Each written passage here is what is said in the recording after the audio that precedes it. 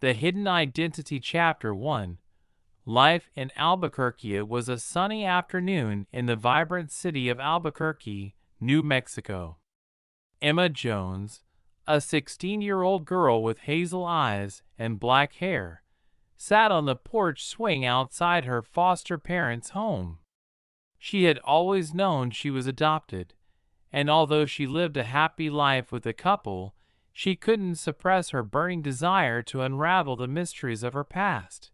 Chapter 2. The DNA discovery. Emma's 16th birthday turned out to be more eventful than she could have ever imagined. As a gift to herself, she decided to take a DNA test. Little did she know, this simple act would set her on a life-altering path.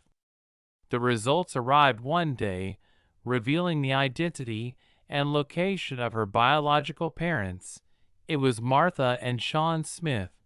They resided in Tulsa, Oklahoma, over 650 miles away. Chapter 3.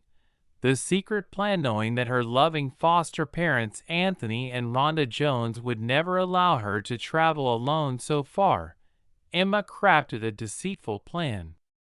She invented a story about spending time with her best friend, Jessica, from July 10th to July 15th. Although guilt plagued her, she couldn't resist the urge to discover her true origins. Chapter 4. Nani and nerves. Upon reaching Tulsa undetected, Emma found herself standing outside her biological parents' house, Martha and Sean, anxious and uncertain. To avoid stirring suspicion, she pretended to be babysitters for their 9-year-old son, John. This cleverly allowed her to enter their lives without revealing her true identity. Chapter 5.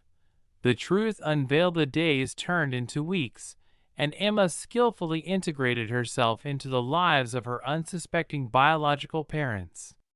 She learned about their interests, their lives, and the happy existence they seemed to lead without her. However, the burning question of why she had been given up for adoption lingered in her mind. Chapter 6. A hidden revelation. Alone with John, Emma seized an opportunity to dig deeper.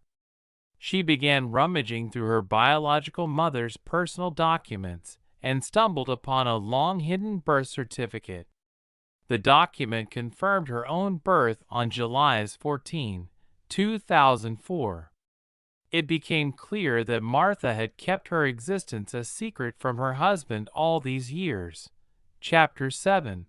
Desperation and discovery. Meanwhile, back in Albuquerque, Emma's father arrived at Jessica's home on July 15th, expecting to find Emma. He found out that Emma had not been staying with Jessica these 5 days.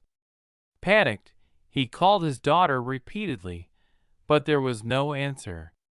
Fearing the worst, Emma's biological parents reported their daughter missing to the police, and news of her disappearance reached Tulsa.